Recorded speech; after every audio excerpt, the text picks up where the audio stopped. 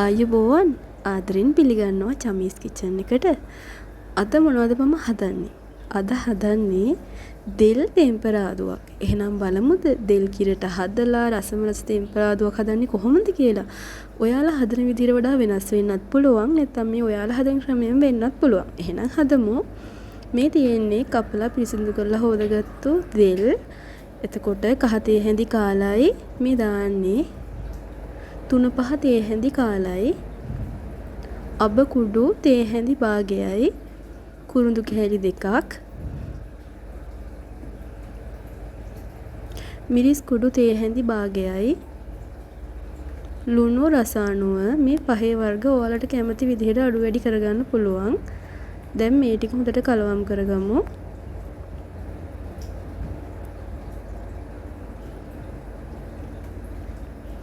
මේකට ලුණු ගෙඩි බෑයක් අපි මෙහෙම කපලා දාගමු. ඊට පස්සේ අමු මිරිස්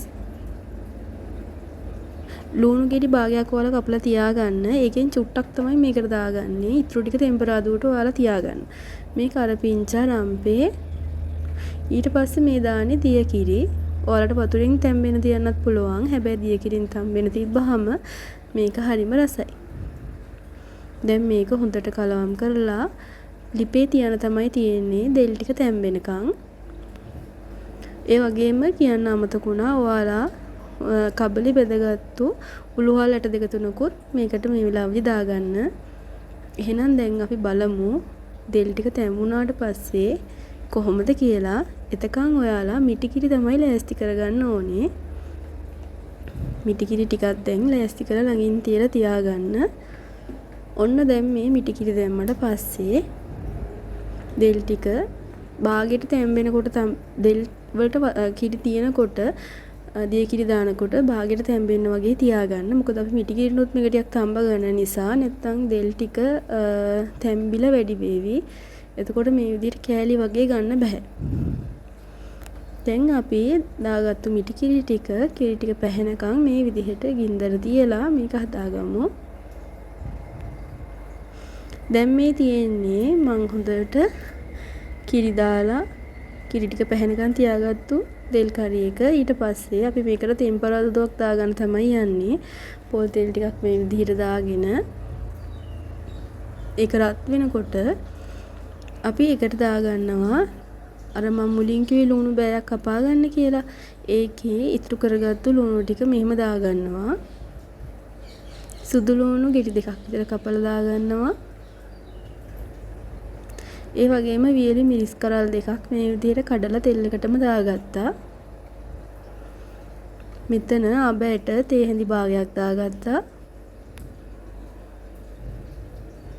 දැන් මේ ටික හොඳට තෙලේ තෙම්පරාදු කරගමු රන්වන් පාට වෙනකන්. ඔයාලට හැමතිස්සෙම කියනවා වගේ මේ විදිහේ තෙම්පරාදුවක් දානකොට ඕනාවට වැඩිය තෙල් එකේ මේ ලුණු සුදු ලුණු බෙද ගන්න එපා. එහෙම වුණාම තෙම්පරාදුව රස නැහැ. රන්වන් පාට වෙද්දී තෙම්පරාදුව ඔයාලගේ කරි එකට දාගන්න. දැන් මෙතනට රම්පේ කරපිංච දාගත්තා. දැන් ඔයාලට පේනවා ඇති රන්වන් පාට වේගෙන එනවා. මෙන්න මේ වගේ වෙනකොට අපි මේ තෙම්පරාදුව අපි හදාගත්තු දෙල් මිශ්‍රණයට මේ විදිහට දාගන්නවා. දාලා මේක කලවම් කරන්න එපා. ඔයාලා කෑමට ගන්නකොට තමයි මේක කලවම් කරන්නේ. මේ වෙලාවේදී ඔයාලා ළඟ තියෙනවා නම් ඔයාලා කළු බෙදපු තුන පහ චුට්ටක් උඩින් එහා ගන්න. එහෙමත් ඇත්තටම එහෙම කරාමත් රසයි. අද දැන් අපේ ගෙදර නැහැ. දැන් ඉතින් අපේ නැන්දත් එක්ක හදපු මේ දෙල් කරි එක කොහොමද කියලා ඔයාලට පාටින්ම පෙනුමෙම පේනවා ඇතිනේ. ඇත්තටම නැන්දා මේ හදපු දෙල් කරිය හරිම රසයි. ඉතින් නැන්දටත් ස්තුතියි. ඒ වගේම වීඩියෝ එක බලපු ඔයාලටත් ගොඩාක් ස්තුතියි අද වීඩියෝ එක බැලුවට. එහෙනම් මගේ අනිත් වීඩියෝස් බලන්න කියලා ආදරේ මතක් කරන ගමන් අදට ගිහින් එන්නම්. ආයිත් අලුත් වීඩියෝ එකකින් හම්බ වෙමු. ඔයාලට සුබ දවසක්.